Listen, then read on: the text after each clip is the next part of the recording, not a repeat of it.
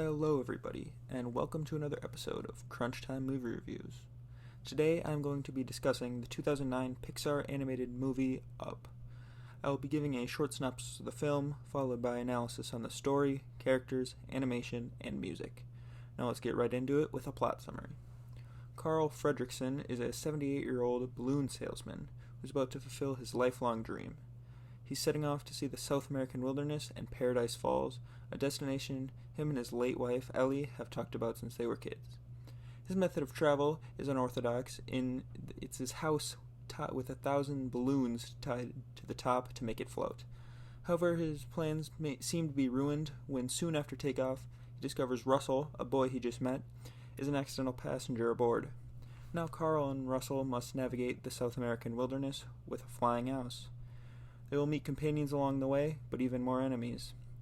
Will Carl be able to fulfill his lifelong dream, and will Russell be able to make it back home alive? Now I'm going to talk about the aspects of this film that I both liked and disliked. I've said it before, and I'll say it again, a quality opening scene is what draws in the audience and really sets the tone for the rest of the film. Up definitely delivers on the opening scene, making it easily the most memorable part of the entire movie.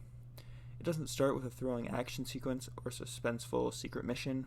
The first 10 minutes of the film is a beautiful love story that gives us all the information we could possibly need on our main character, Carl. The best part is that all of this is done with little to no dialogue. In this way, they are showing the audience and not just telling them.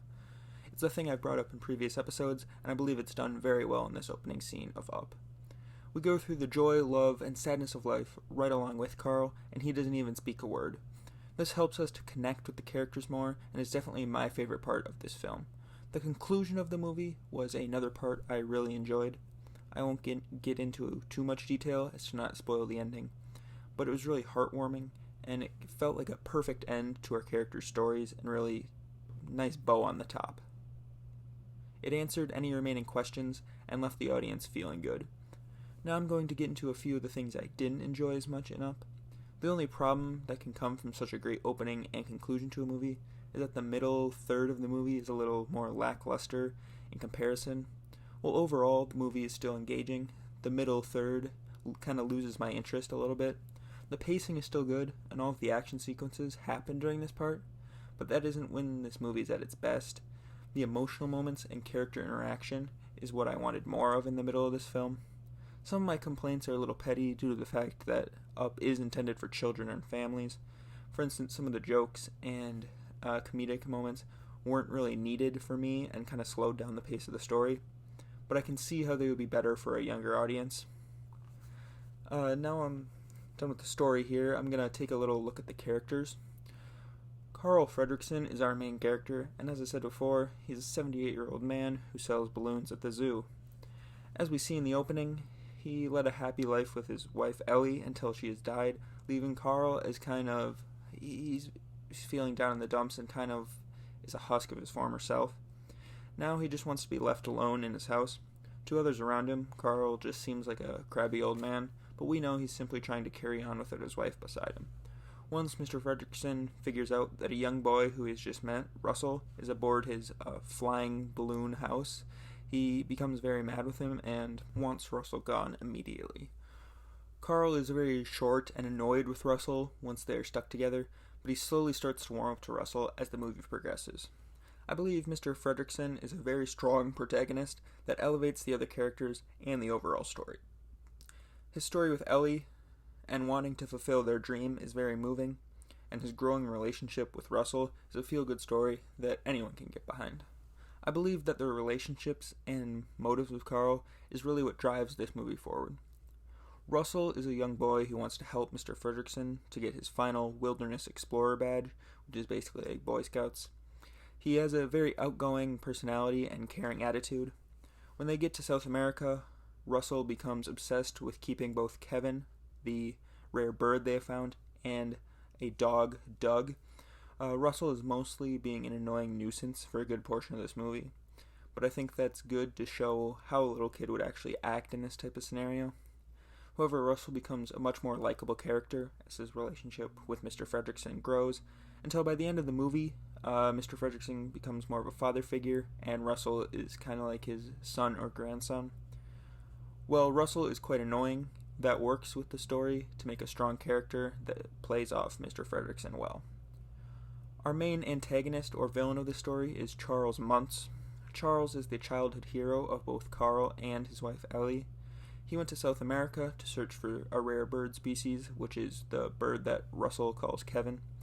However, Charles is our villain because he will stop at nothing to get to the bird, even killing Carl and Russell in the process if he has to. Charles Muntz is also the leader of a pack of talking dogs equipped with talking collars, which includes Doug, the dog that Russell befriends. One issue I have with Muntz, however, is that he seems a little too evil for the story. When Carl and Russell first meet him, he seems like a nice old man and invites them to dinner, but that the second that they mention they have seen Kevin the bird, he goes full evil mode and kind of wants to take the bird and kill them. It just seems a little too extreme for me. It's also pretty predictable that Charles is going to eventually be the bad guy in this film, right from the first time we meet him, because he was Carl's childhood hero, and that's a very common movie trope, where someone has a hero that they really look up to, and when they finally meet them, they end up being evil or bad. Overall, I'm not a huge fan of Charles Muntz in this movie. He didn't really add that much for me, and I didn't like his overall story. Kevin, as I've said before, is the rare bird that Charles wants to catch and Russell wants to befriend. Kevin is mostly used as a plot device to drive the conflict between our protagonists and antagonists, so I don't really have much to say about the actual character of Kevin, as Kevin doesn't really have too much of a personality besides wants to save Russell and Carl and protect them from Charles. Doug is one of Charles Muntz's dogs who befriends Russell and Mr. Fredricksen. Doug is kind of shown as the dumb or useless dog in the pack that the other dogs don't really like, but he eventually gets his revenge and helps Russell, Carl, and Kevin. Doug is overall a decent side character who is used for most of the comedy in this film, and he helps progress the story overall. Those were all of the significant characters in this movie, so now I'm going to briefly touch on the animation. As with most Pixar films, the animation is really solid. Both the city and jungle environments look good, and the aerial scenes are really the best of the film. I think they look very good when they are on the floating house. The characters also look quite good and polished. My only small complaint is that some of the dogs look a little weird in close-up shots, but that isn't too prevalent and doesn't come up too often.